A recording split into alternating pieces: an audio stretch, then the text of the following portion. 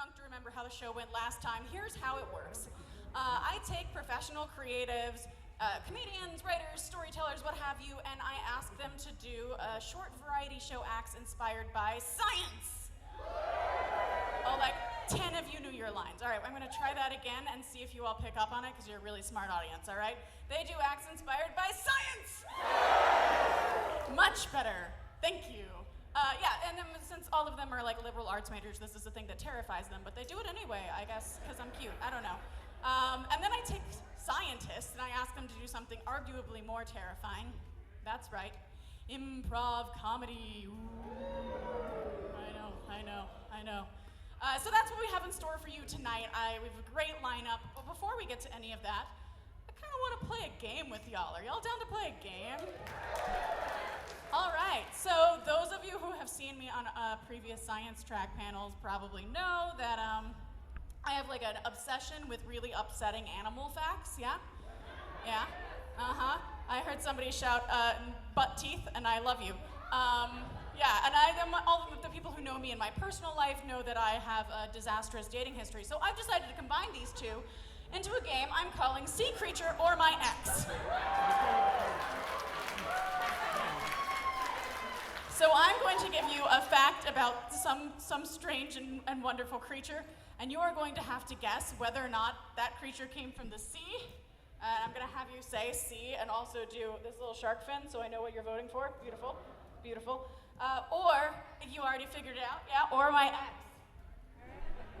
All right, so we're going to try that with a test run, all right? This creature's name is Grayson. Most of you are wrong. That is a beluga whale I used to work with at the Georgia Aquarium.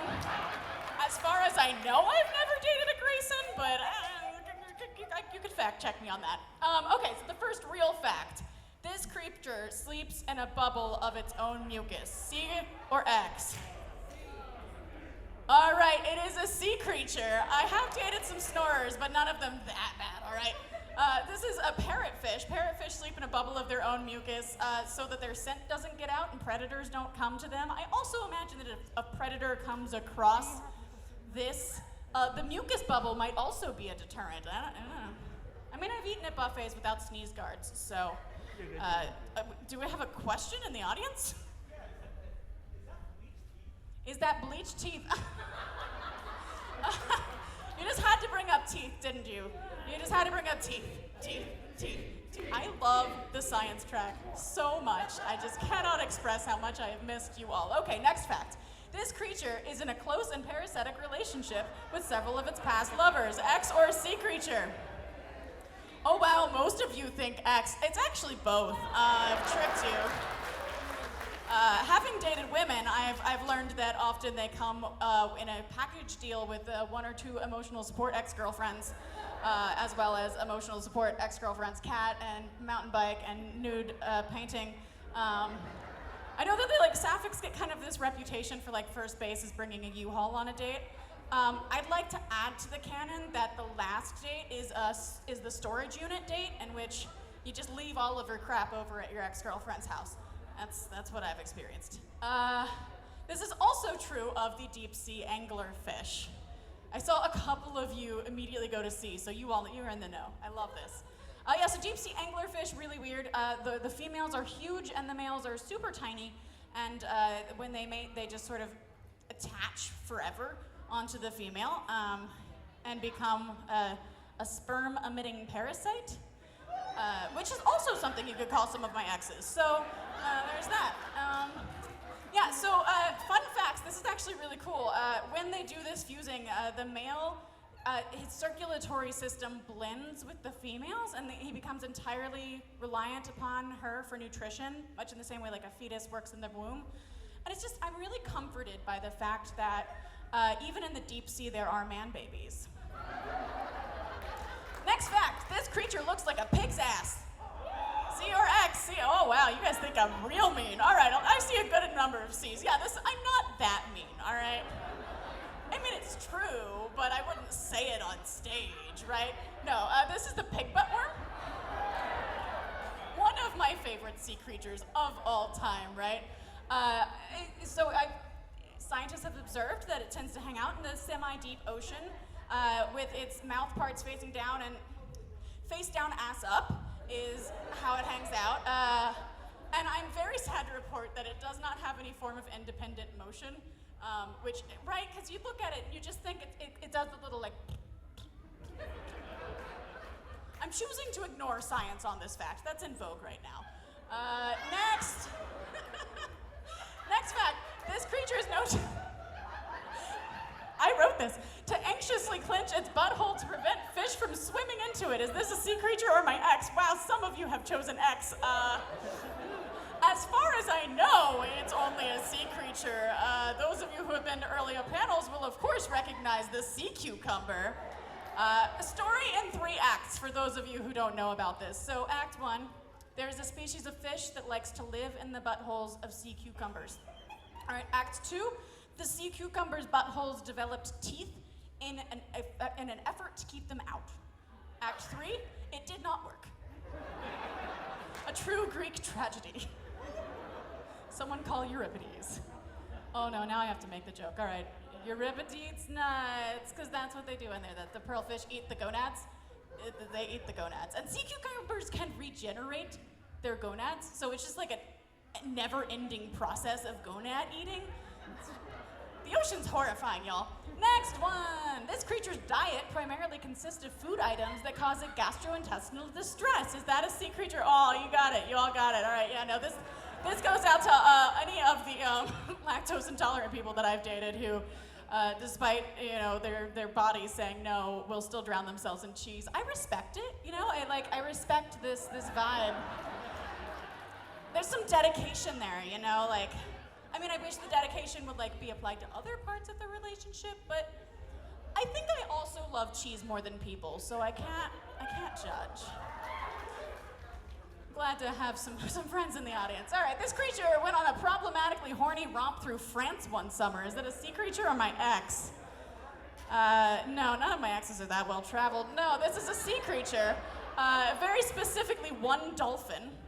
His name was Zafar. He made headlines because he was so horny one summer that they had to close down beaches to shield people from Zafar's advances. Now, if you're thinking, all right, this is cancel culture coming for the dolphin, and that's from, don't worry, somebody already wrote a blog defending him.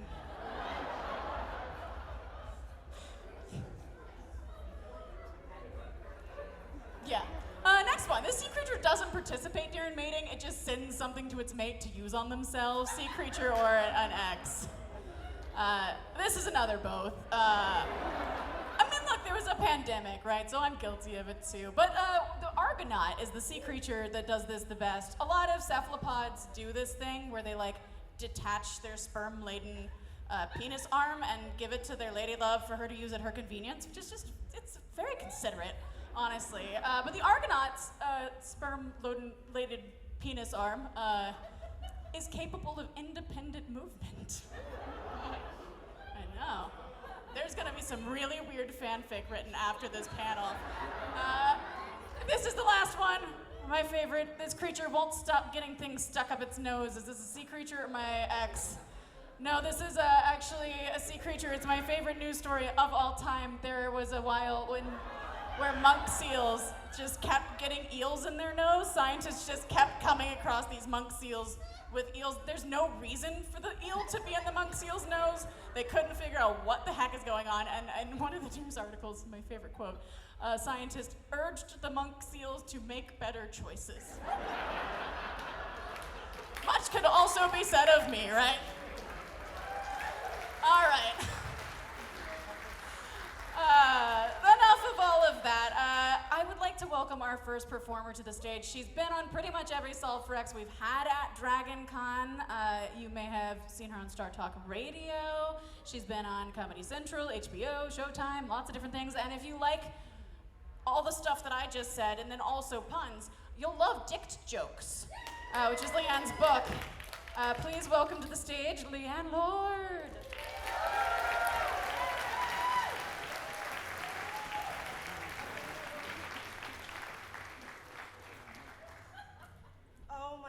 I'm not sure how I follow that. I think I need to date more. Round of applause for Ray. Hey, everybody.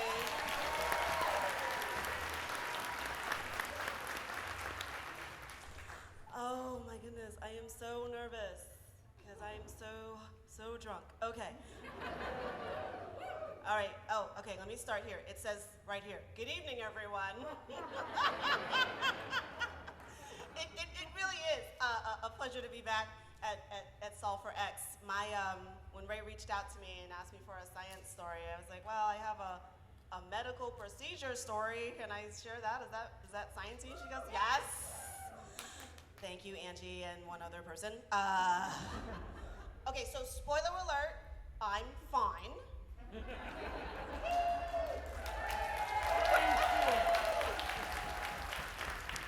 Well, not according to my therapist, but medically, I'm okay. So this is a story that I wrote about this medical procedure that I had, and it was originally published on Medium, and the title is "Blame It on the Valium." All right, so here we go. My uterus.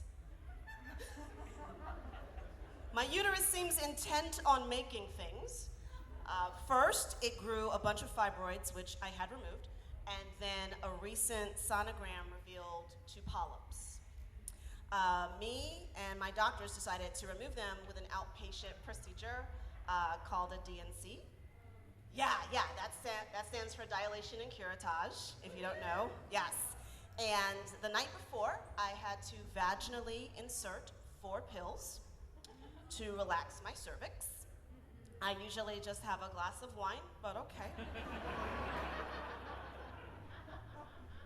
The next morning at the doctor's office, before signing a consent form, we reviewed the risks of doing the procedure, and my ears kind of perked up when I heard there was a 1% chance of puncturing the top of my uterus.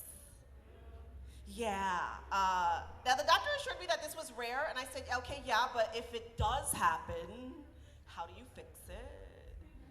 Like, do you spackle? Duct tape, Gorilla Glue, Clazy Glue, what are we doing? So, while my brain was now a little tense, my cervix was really relaxed. So I signed the consent form, and my signing bonus was 5 milligrams of diazepam. Street name, Valium. Now they take me to the room to do the procedure, and the room was packed, okay? It was like me, the doctor, a nurse, a couple of PAs, all women, and it looked like it was a ladies' night at the club, right? And I'm like, is it happy hour? Because if I didn't know there'd be so many women in here, I'd have brought snacks. Like, what are we doing? But honestly, all that estrogen made me feel really, really cozy, and it was comforting. But then they quickly reminded me that the HDIC, that's the head doctor in charge, would be coming in shortly, and that he was a he. But by then the Valium was kicking in, so I said, sure, the more the merrier. Now, I expected to be laying down with like my feet in the stirrups, but instead I sat in this like medical recliner with my calves like resting on what looked like 2 big shoehorns. Like, it was a great position to take a nap in while getting a pedicure. Then they said those 4 little words that every woman knows. Can you scooch down? A scooch, by the way, is less than a scoot. Okay, a scoot is like, it's too much. You may like kind of scoot your ass off the table. You gotta be careful. So a scooch requires core control and body awareness relevant to the surface that you're scooching on. And then I started wondering, like, do men ever scooch? Like, is that something they're ever asked to do? And then I thought, wow, Valium is a hell of a drug. Like, maybe if I ask nicely, they'll let me take some home. So my medical team, shout out to them, they made every effort to make me feel comfortable. When I put my head back, they asked me if I wanted a pillow, and I said only if my insurance covers it.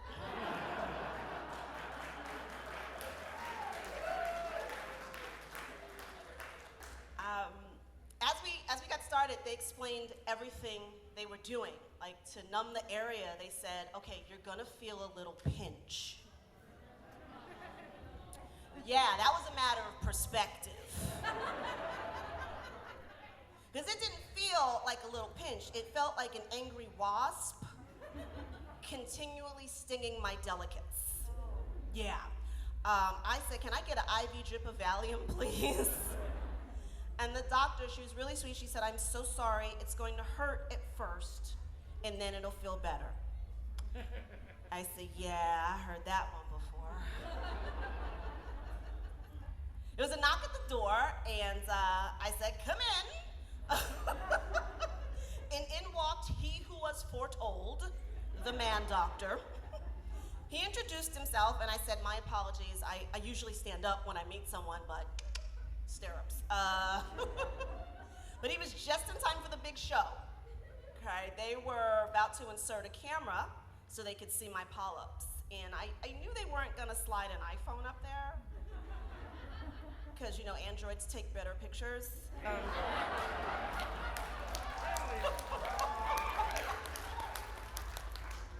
But they had, oh my God, they had what looked like a radio antenna the length of a pool cue. And I said, hey, where you going with that? And they said, don't worry, we're not gonna insert the whole thing. Just the tip.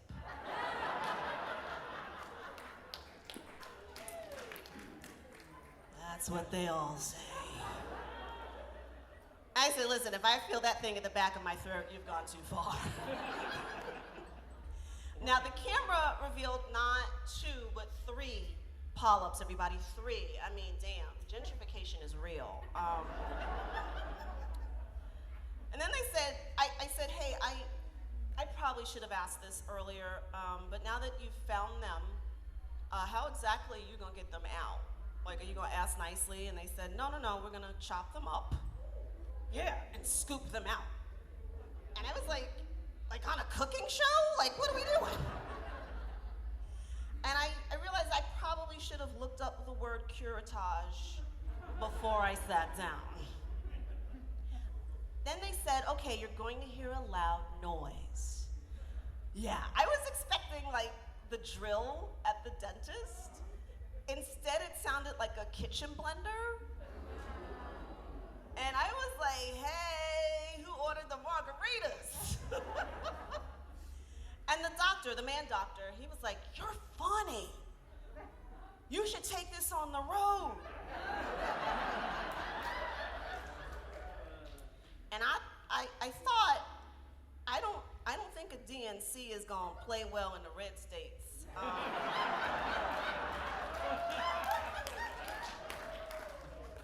But out loud, I said, Doc, I'm kinda hoping this is a one-night only show.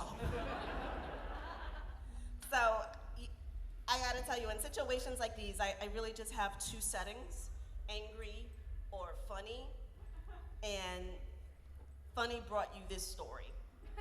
And if I've overshared, blame it on the Valium.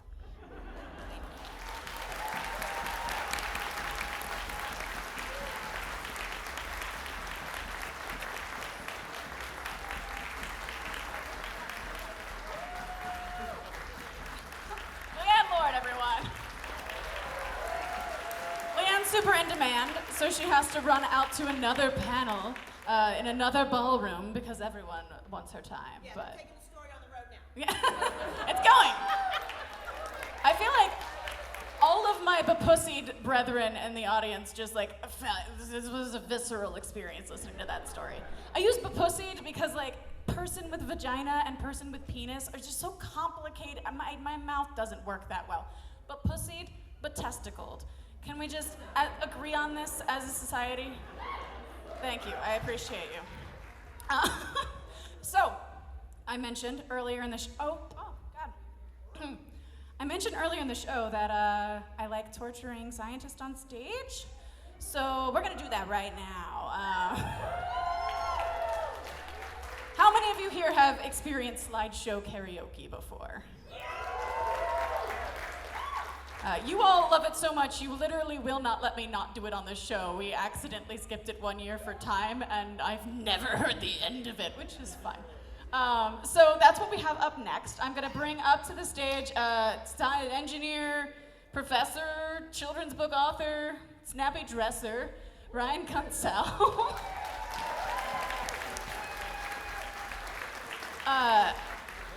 And what's about to happen is that Ryan is going to give you a very, very academic presentation using a slideshow he has never seen in his life and has nothing to do with what he's actually good at. What are you actually good at, Ryan?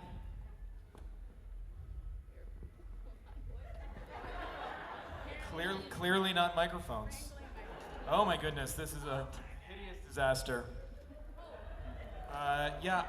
My expertise is bicycle destruction.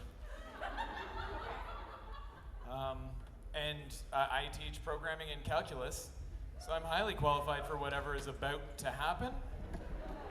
I'm following Leanne? You're a monster. I'm going to hold on to the clicker, and I will advance it based on my whims. As you all can tell, I'm quite whimsical. And if you need to know how many slides are left, there is a number at the bottom corner of this presentation. Audience, are you ready? Ryan, are you? I don't care. I'm not.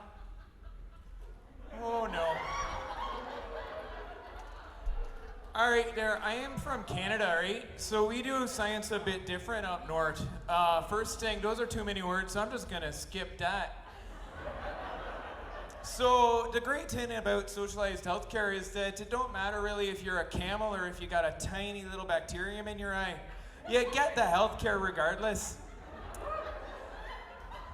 Now, we don't have dental though. So if you need a real good swab, you gotta pay for that. But you know, if your fangs are coming out and you go to emerge, it's alright there. Well, I've led myself down a merry road now. So, one of the great things about socialized healthcare is that when you go in with, say, a bat in your rectum, or say a rat down your esophagus, or a bird in your ear, it doesn't really matter which orifice or which small animal, you're gonna get treated right then and there. And you know, this is basically what the team looks like from personal experience when you go in with one of them misplaced bats. Fair enough. So I suppose the theme of this evening so far is oversharing. So when I was laid out with my feet up in the air and the bat way up in there, this is what the anesthesiologist looked like.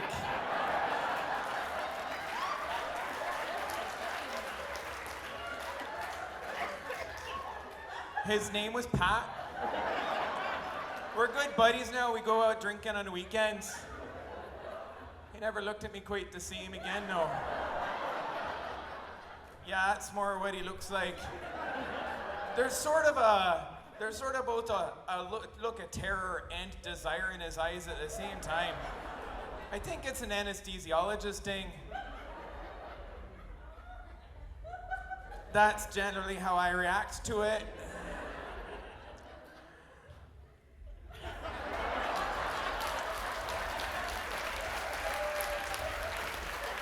So in summary, if you happen to have been chasing monkeys and get a bat up your ass, get on a flight and go up to Canada, they'll get it right out there.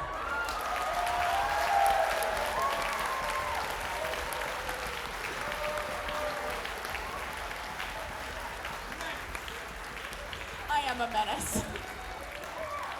Oh man. That just made me sad though, cause like I don't have that kind of healthcare.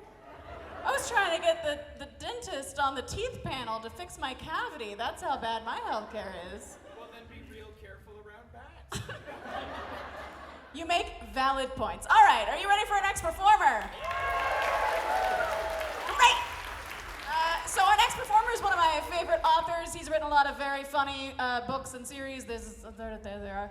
You should buy them. He's also the DM of the Authors and Dragons podcast. Please welcome to the stage, Drew Hayes.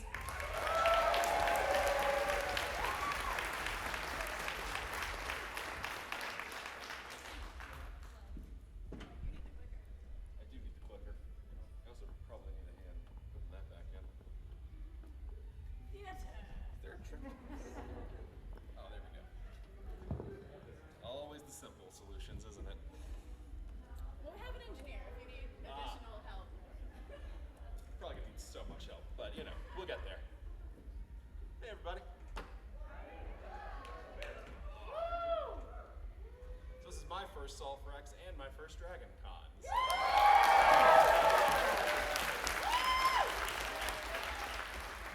It has been an absolutely wonderful experience so far.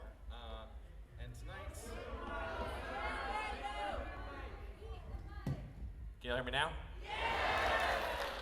Thank you for the feedback. Very tall. Yeah, that This problem. There you go. That's too tall. There we go. There's a too tall?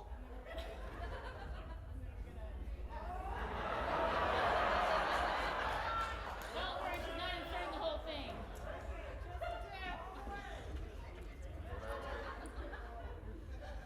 I also have good evening written on my note card. Just So, good evening, everybody. My name is Drew Hayes, and tonight I want to talk with you about a weird little bit of physics history called the Pauli theory. Now, some of our math-minded folks might be thinking I just misspoke because there's a much more famous one called the Pauli principle, but that's not what we're getting into tonight. Now, both ideas were named for their creator, Wolfgang Pauli, that handsome gentleman right there. He was born in Germany in 1900. He became a physicist renowned for his quick mind, his enthusiastic love of food and drink, his very animated way of speaking, and his extremely vocal hatred of Nazis.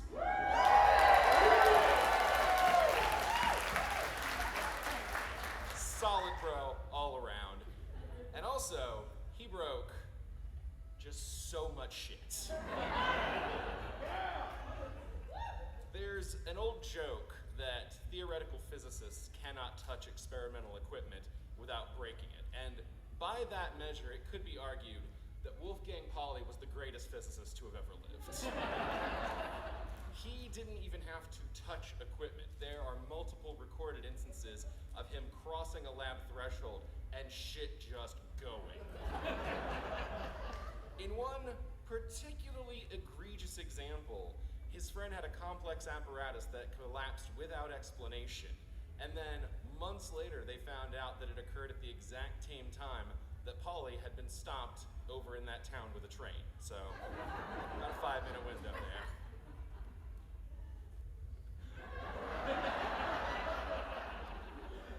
Although he never put much scientific rigor into it, given the ineffable nature, the Pauli theory is what arose from Wolfgang Pauli's observations of his own effects on the world around him. Sort of a acknowledgement of the effects without necessarily trying to articulate this cause. Now, I read that back in high school and immediately filed it away as well, that's a neat thing to know that I'll never use again. And I didn't, until I met my own Wolfgang Pauli. See, I have a friend who here we'll just call Crash. And Crash, well, he had the same effect as Pauli. Only Crash's didn't work on a physics experimental equipment. It worked on fucking everything. Now, when I tell people that Crash broke a lot of stuff, people sometimes assume an overly strong or clumsy person, and that would make so much more sense, wouldn't it? But that's not the case. No, this man just broke things by being around them. I have seen him knock on doors and cause a mailbox to fall to the ground. I've seen toilet handles broke off when he entered a bathroom. I have watched perfectly working computers from minutes before refuse to boot in his age.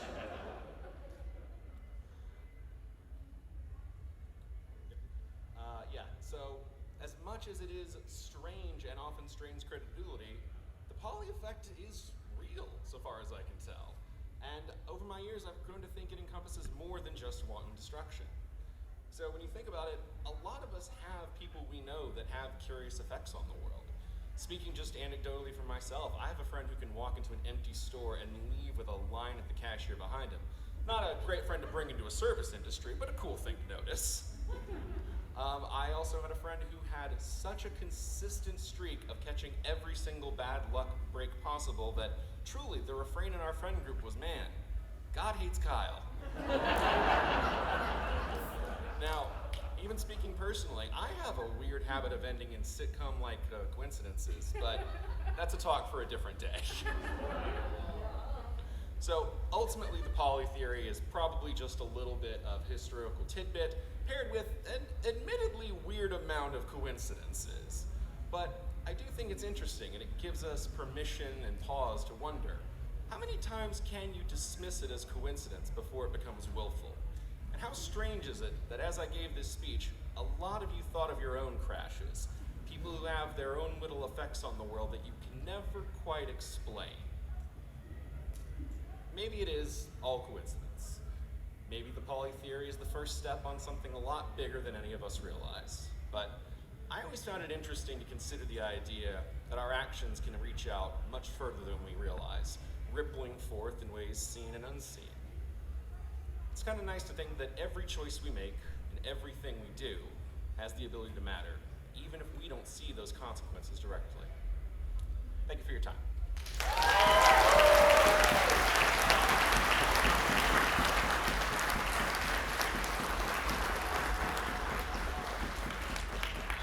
I'm not as tall as Drew. Speaking of sitcom-like coincidences, I went to Drew's reading earlier today, and literally the minute he was like, all right, it's about time, we should get started, the fire alarm went off. So are you ready for me to torture more scientists? Great, I want to torture one of you. If you are working on or have recently finished a thesis or dissertation and are willing to be tortured by me, please raise your hand. Great, love the enthusiasm, get on up here. I'm also gonna bring a buddy of mine, an improviser from the Washington, D.C. scene, Seth Alcorn, up to the stage. All right, what is your name? I'm Jennifer. Hi, Jennifer. I'm not gonna ask you what it is that your dissertation or thesis is in. Because I've noticed, I work with a lot of scientists, and I've noticed that they tend to describe things in ways that are just like really jargony. It's almost like another language, and I was thinking, you know what is the universal language? Interpretive dance. Somebody's been here before. Right, so you are going to explain your thesis or dissertation using only interpretive dance, and Seth here is going to then reinterpret it back into English for all of you. If Seth is getting it horribly wrong, just barrel through anyway. At some point, we will understand each other. Are you ready? Are you ready? Yes. Great. I'm gonna hand this microphone over to you. Oh, thank you. I just want to say a moment before that I was confused when Drew was talking about the Pauli principle. I thought it was a scientific way of determining how many relationships my wife and I could have.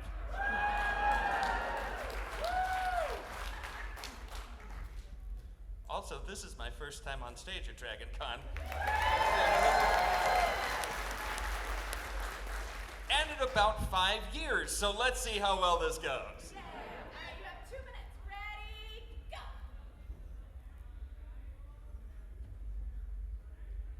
The scientist opens a computer and begins to think about the mysteries of the universe. Will it be the electromagnetic force, the strong force, the weak force?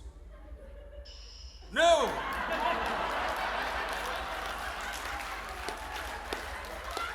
It will just be the force.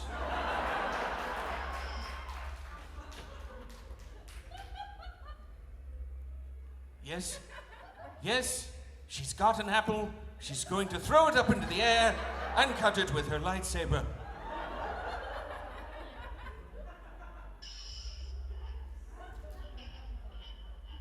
She has made applesauce.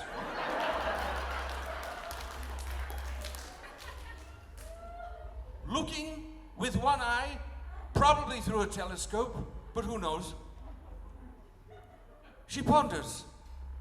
Is it a quasar? Is it a pulsar? Is it Uranus? Low-hanging fruit. As she writes the equation on a very, very long whiteboard, she comes to another conclusion. You know, purple's kind of pretty.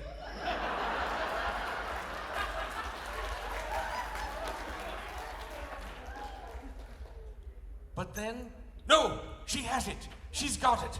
She's got it like a lion has an antelope in the Serengeti. It's a really big glass of Gatorade she needs to hydrate. There it is, the light once more. Wait, Gatorade brings energy. Energy brings light. Light brings the solution to her equation. It is that things are okay.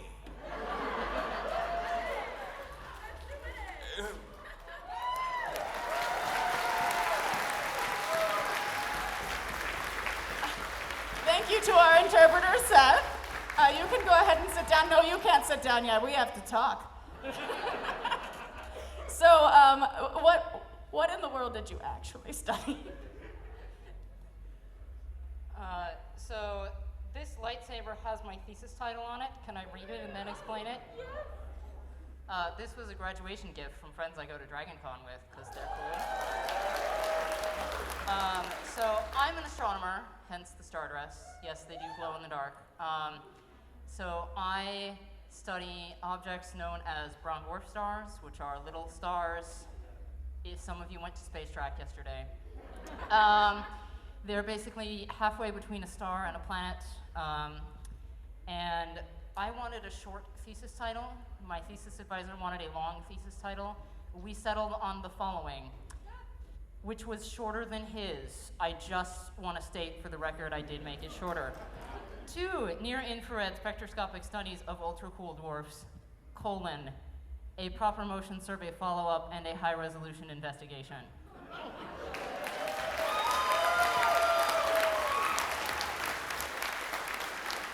Which, in modern English, means I found some new ones, and then I looked at some ones we already knew about in great detail to figure out what they were made of, using lots and lots of telescopes.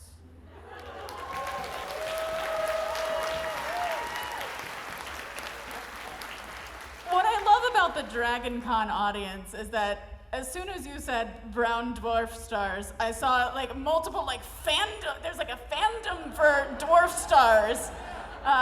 Incredible. I love it. All right. Are you all ready for our next performer? Great. So our next performer has been on Solve for X most of the time Solve for X has existed, including in another country. This show used to tour back when I had dopamine. He is the host of the iHeartRadio Ridiculous News podcast. He makes amazing, hilarious sketch comedy under his production company, Cool Productions. He was named the best funny man in Atlanta by Creative Loafing, I believe. Please welcome Mark Kendall. Thank you so much. Thank you so much. Great to see y'all. This is so fun. Give it up for everyone you've seen so far. This has been so fun. Give it up for yourselves. Oh, so cool. So cool. Yeah, I want to do some stand-up, but real quick, I just got to talk about what I think we've all been thinking about recently, which is the population of the saltwater crocodile in Australia recently. You know what I'm saying? So, if you don't know, numbers is up for the saltwater crocodile as of late. You know what I'm saying? Which is a good thing. It's a positive thing. And it's kind of crazy because, back in the early 70s, they were nearly extinct in the area, and they're like, oh man, what are we gonna do? We don't know what we're gonna do. So they're like, all right, y'all Australians, you can't be out there hunting saltwater crocodiles for a bit. And people are like, okay, fine, But then another thing happened too, which is what they tried to cull the population of the water buffalo, and part of what that ended up doing was the feral hog population started to expand really, really big. You know what I'm saying? It's this invasive species, and there are all these pigs everywhere, and crocodiles are like, yo, bacon for breakfast, lunch, and dinner. You know what I'm saying? So then over the course of the next 50 years, the saltwater crocodile population went from like 3,000 to 100,000, you know what I'm saying? And so that's where it's at right now, you know? And so then I'm like, well, how would I relate this to like our everyday lives? And it's just like, well, who starred in the greatest movie involving pigs in some way? And that was Nicolas Cage, one of the greatest actors of all time, you know? And it brings up something that's very important to my heart, which is I believe that the greatest movie of all time is National Treasure 2, starring Nicolas Cage, you know? And you might be like, why? Why is that your favorite movie? What's the deal? And it's like, that's fair, a fair question. I'm gonna give you some context, all right? So National Treasure 1, Nick Cage and his team of treasure hunters, they used their knowledge of American history to find the national treasure. That movie made a lot of money, all right? So then for the sequel, the movie studio is like, hey, Nick Cage, for the sequel, you just do you, bro. You know what I'm saying? And if you don't know what that means is for the entirety of the movie, Nick Cage will just go on these random stream of conscious monologues, you know what I'm saying? Not tethered to any sort of historical fact whatsoever, you know what I'm saying? And whenever he stops talking, that's just the next place they go in the movie, you know what I'm saying? Like, I'm convinced for the movie National Treasure 2, there was no screenwriter, there was no script.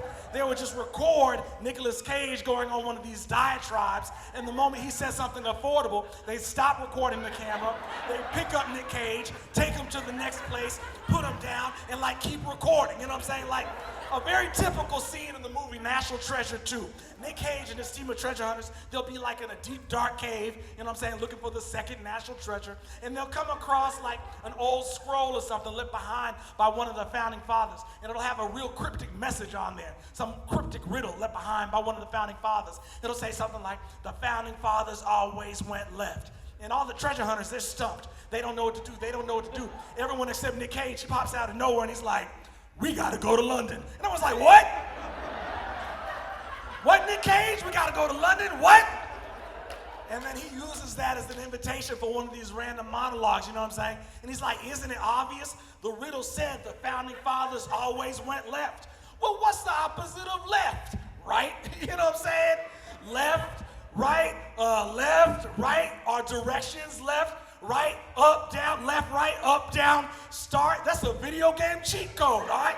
I like video games. Super Nintendo, Sega Genesis. What American icon rapped about having a Super Nintendo and a Sega Genesis at the same time? Notorious B.I.G. B.I.G. B.I.G. is a code. B.I.G. B is a letter, I is a Roman numeral, G is a letter. Number, where do numbers and letters come from? Sesame Street, Sesame Street. All right, Sesame Street, Jim Henson is the Muppet Master, but the word master rhymes with the word blaster. A blaster shoots things like bullets or water. Who shoots water? Squirtle, okay? Squirtle is a Pokemon. My favorite Pokemon is Pikachu, but Pikachu ends in the letter U, as in you, Soldier Boy. Crank that, crank that, crank that, crank that, crank that, Soldier Boy. Crank that. The Industrial Revolution. The Industrial Revolution started in London, therefore we gotta go to London. That's the whole meaning, you know?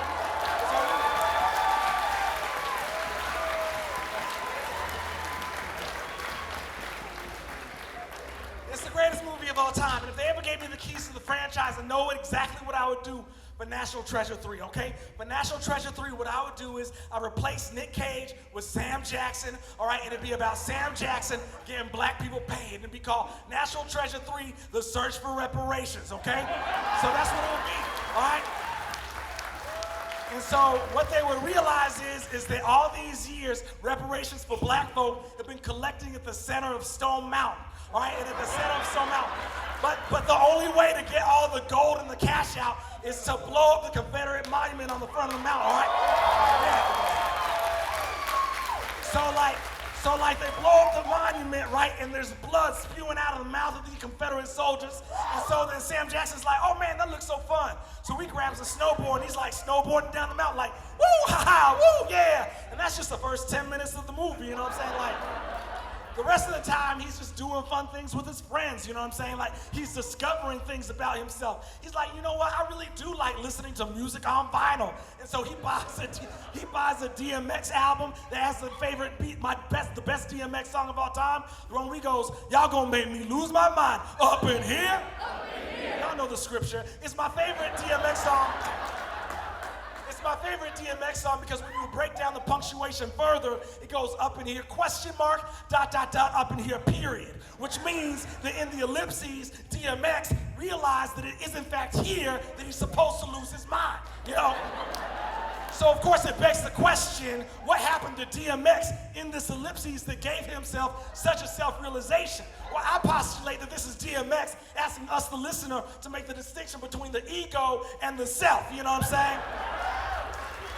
And it's only once we discard the ego that we can fully realize ourselves up in here. And then you roll credits on National Treasure 3. You know what I'm saying? That's all we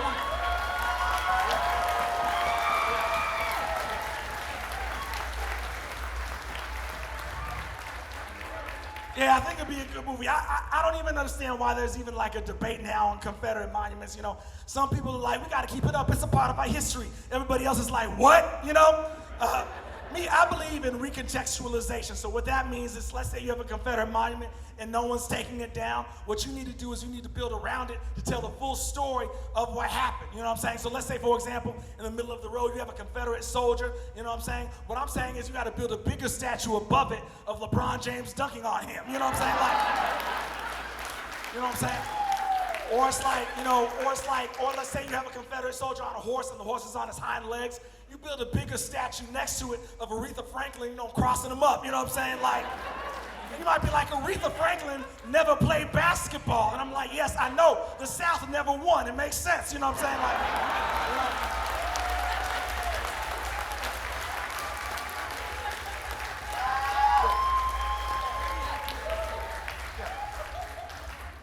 Yeah, but I feel like history is important, you know what I'm saying? It's important for people to be on the same page about certain things, you know what I'm saying? Like, I feel like you gotta talk about race in the classroom. They don't want to talk about race in the classrooms. I think that's why you gotta talk about it, you know what I'm saying? Like, and not just in history class, you know what I'm saying? You gotta talk about it in every class, you know what I'm saying? You gotta talk about race in Spanish class, you know what I'm saying? Like, ¿Dónde está la biblioteca? La biblioteca no está aquí, porque gentrification, you know what I'm saying? Like,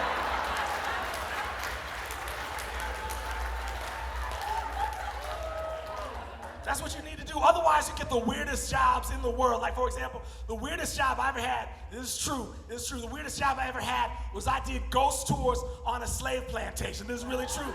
Yeah, but that wasn't don't worry, the slavery was gone by the time I was there. You know what I'm saying? But that wasn't the weirdest part of the job. The weird part of the job was I was there telling ghost stories, but the story that they gave me had no mention of slavery in the story, even though I was on a slave plantation. You might be like, whoa, Mark, how's that possible? How do you tell a story in that time that's supposed to be scary, by the way, and not mention any slavery whatsoever? This is what it was like, okay?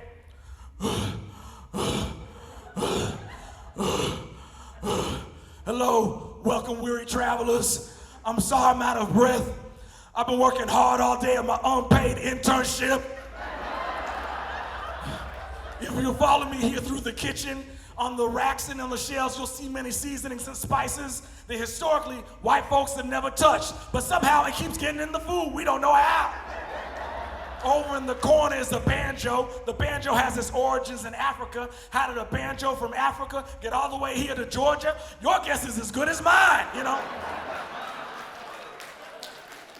But it's important to try to relate to different, you know, generations, even if it's tough. Like recently I was at my grandma's house and I wanted to use the internet and I was like, excuse me, grandma, hope you're well. May I please have the Wi-Fi password? Now my grandma's a little bit more religious than myself and she's like, the Wi-Fi password is Ephesians chapter 4. And I was like, okay, great, thank you so much, Grandma, I appreciate it. So I typed in Ephesians chapter 4, it didn't work, you know what I'm saying? And I'm like, excuse me, Grandma, I'm so sorry. I typed in Ephesians chapter 4 for the Wi-Fi password, it didn't work. And she's like, no, you gotta type in the entire text of Ephesians chapter 4, and only then God will grant you the internet, you know? And so then I typed it in, it was the fastest internet I ever had. Thanks, y'all, my name is Mark, give it up for Ray. Y'all been great, thank you.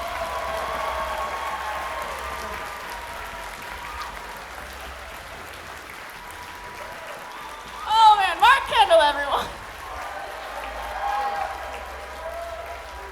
Holy hell. Mark is why I started wearing waterproof mascara for this show because I laugh so hard I cry every time he gets up here. Woo. All right, are you ready for me to torture one more scientist? Awesome. Hey, Brian. like to come back up on stage? Why? You have to. It's. Come, you're Canadian. You're not gonna say no to me.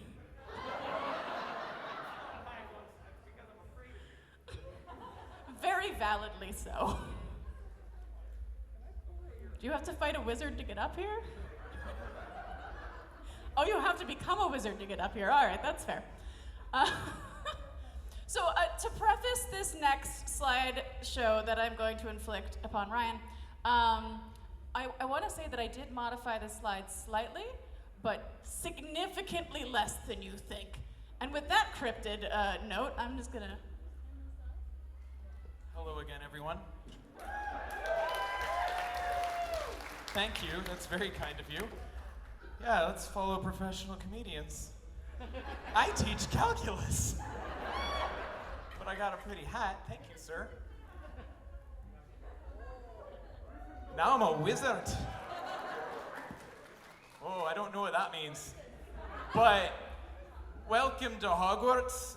We've had some complaints that our science curriculum's not keeping up with the muggles, so we're gonna do better. So what we're looking at here, first years, is your eyeballs, which you're all quite familiar with after Neville popped his out in class. So that there's the retina. This is the fundus of a dog's eyeball, which of course you'll be familiar with after that accident was serious. Oh my goodness. I'm gonna be really upset when I find out what fundi actually are, aren't I? Oh dear.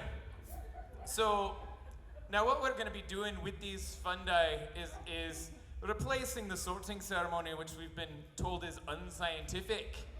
And the next slide's gonna help us understand that new process. So what you're gonna be done is each of you is gonna be given a fundi of either a dog or a cat or an unsuccessful first year student. Oh, here's the eyeballs! I'm very lucky. And then you're gonna go around and try to find the appropriate critter to put the eyeball back in. Now, based on that animal, we're gonna select your house. Either House Fundi, House Bateral, House taurine deficiency.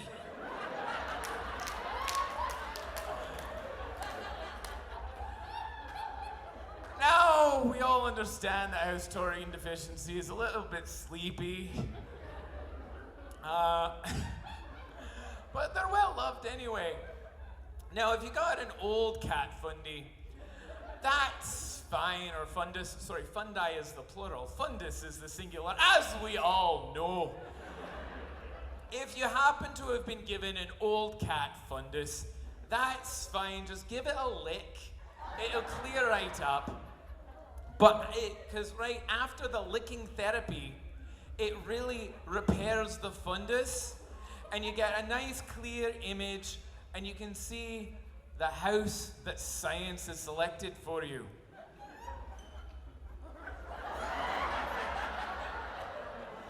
Now I'd like you to all join with me in singing the selection song, Fundus, Fundus, Fundus, Fundus, Fundus, Fundus, Fundus, Fundus, Fundus, Fundus.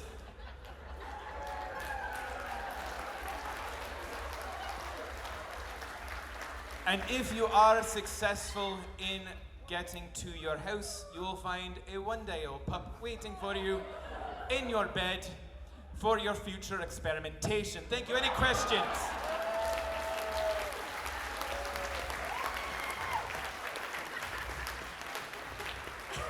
Thank you, Professor Consell. That's our show, everyone. It was so good to see you all again. One more round of applause for all the performers, all the poor tortured scientists, all my exes. They need it, they need it. They need it more than I need it more than they do. For me. Thank you, thank you, thank you. If you enjoyed this show, please rate it in the app That is super important. Otherwise, DragonCon will be like, oh, nobody likes Solve for X. Why are we going to bring it back? If you want it back, rate it in the app. Please check out other DragonCon science track programming. There's lots of cool stuff. Tomorrow night's fun time after dark situation is Scientists versus Movies, in which we play various movie clips and then force scientists to explain why they're correct. They have a little bell. They can get off the panel if they hit the bell, but sometimes they hide the bell from each other. It's a wild time. Anyway, have a wonderful night, and I'll see you next year.